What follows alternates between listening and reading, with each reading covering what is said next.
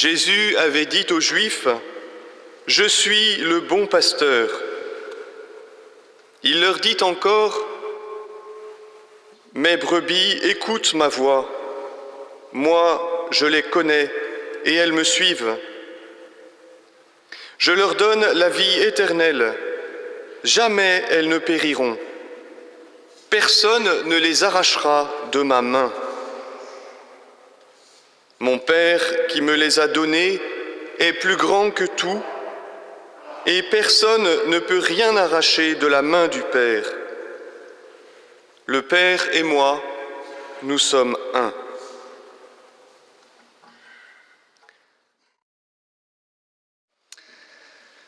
À entendre ces quelques versets de l'Évangile de Saint Jean, on se dit qu'il fait bon être des brebis du Christ,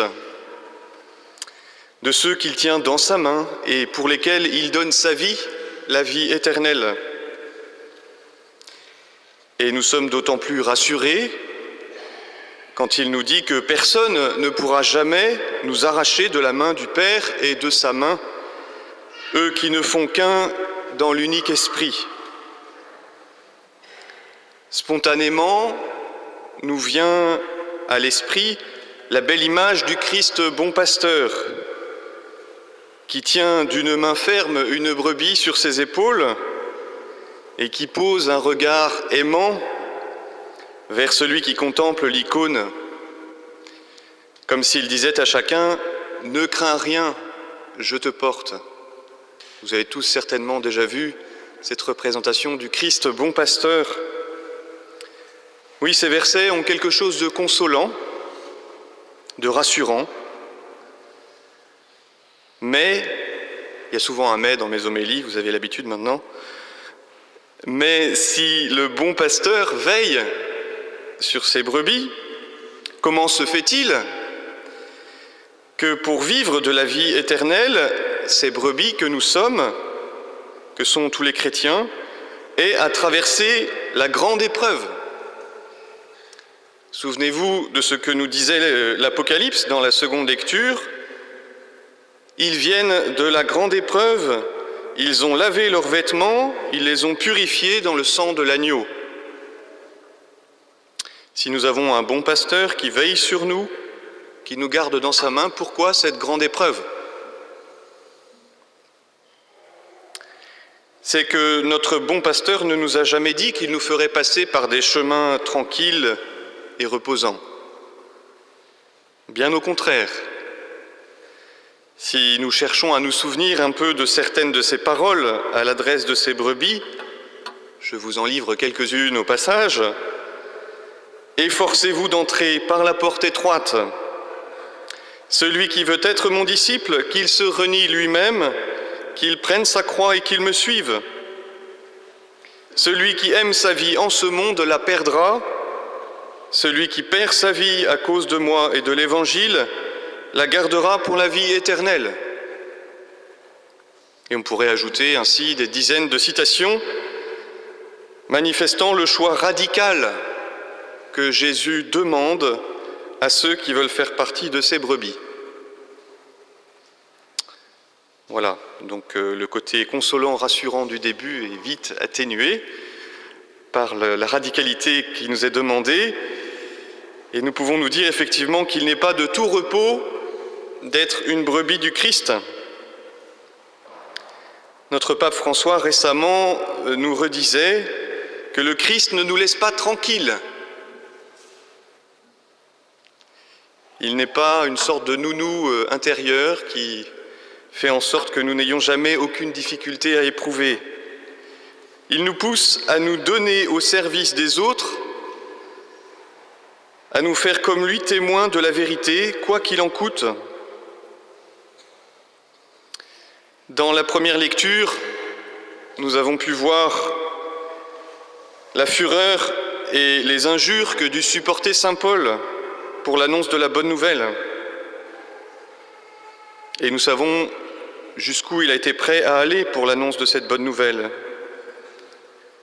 Aujourd'hui, nous pouvons voir aussi ce qu'il peut en coûter à ceux qui ont le courage de défendre la dignité du mariage et le bien des enfants. Du mépris souvent, parce qu'on refuse de prendre au sérieux et de respecter leurs paroles. De la diffamation aussi, lorsqu'ils sont traités d'homophobes ou de fascistes, sans parler d'atteintes corporelles et morales que certains ont pu avoir à subir de la part de certains membres des forces de l'ordre. Au milieu de ce climat délétère qui est en train de gagner notre pays, et climat que j'espère le plus passager possible, je veux rendre grâce à Dieu pour le courage qu'il inspire à des personnes comme celles qui, autour de Frigide Barjot, dans le collectif pour la Manif pour tous,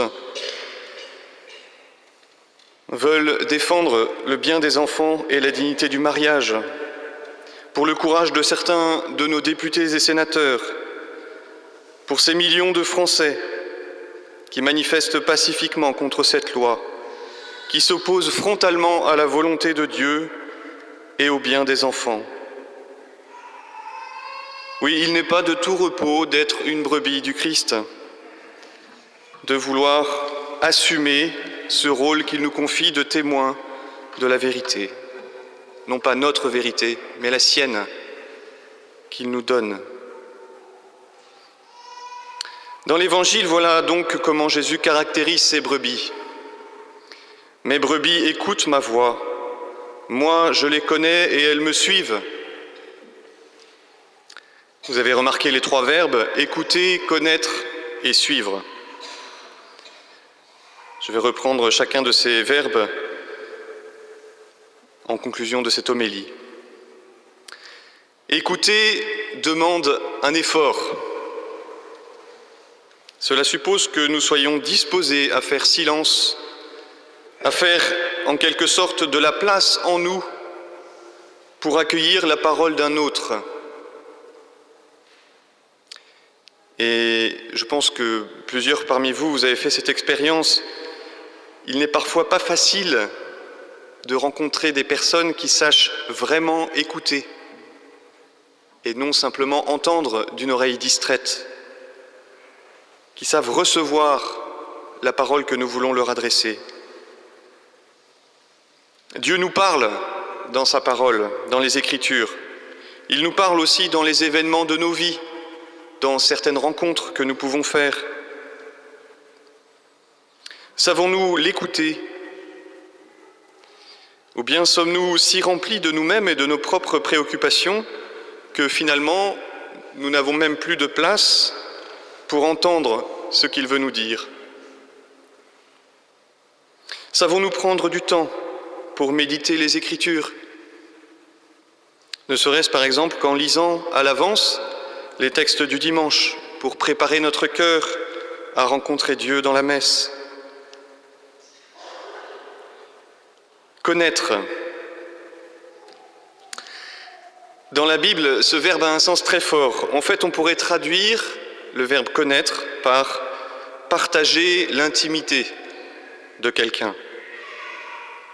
C'est ainsi que Jésus dit à ses apôtres « Je ne vous appelle plus serviteurs, mais amis, parce que tout ce que j'ai entendu de mon Père, je vous l'ai fait connaître. » Jésus nous donne en partage sa propre intimité avec le Père. C'est son désir le plus profond, son ultime prière au soir du jeudi saint. Comme toi, Père, tu es en moi et moi en toi, qu'eux aussi soient en nous, afin que le monde croie que tu m'as envoyé. Suis-je prêt à partager l'intimité de ma vie avec le Christ qui se donne à moi? Est-ce que je veux bien exposer sous son regard toute ma vie et me laisser connaître par lui? Ou bien y a-t-il des zones d'ombre dans lesquelles je souhaite qu'il ne vienne surtout pas fourrer son nez? Un peu comme Adam et Ève, qui, vous le savez, se cachent de Dieu après avoir péché. Depuis quand, par exemple, ne me suis-je pas confessé? Est-ce que j'estime que ma vie m'appartient en propre, ou bien qu'elle appartient d'abord au Christ, qui a des droits sur moi, parce qu'il m'a aimé et qu'il s'est livré pour moi, comme l'affirme saint Paul? Suivre le Christ, c'est bien la grande aventure à laquelle Jésus nous appelle. Suis-moi. Il a fallu une bonne dose de confiance aux disciples de Jésus pour le suivre pendant ces 3 années qu'ils ont passées avec lui, sans savoir où il les conduirait, sans qu'il leur donne jamais aucune sécurité matérielle, lui qui n'avait pas même une pierre où reposer la tête. Mais les disciples ont fait confiance. De même pour nous, nous ne savons pas par quel chemin Jésus-Christ veut nous conduire, nous et notre Église. Qui peut dire ce que sera l'Église de France, l'Église en France et l'Église dans le monde dans 10 ans?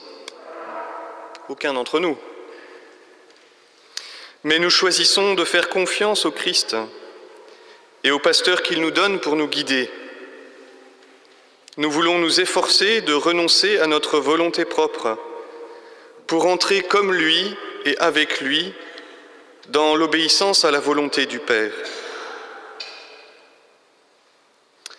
Pour finir, nous savons que si nous écoutons sa parole, si nous cherchons à partager son intimité, à le prier dans le secret, à demeurer avec lui, à nous laisser connaître par lui, si nous nous efforçons de le suivre, rien ne nous arrachera jamais de sa main.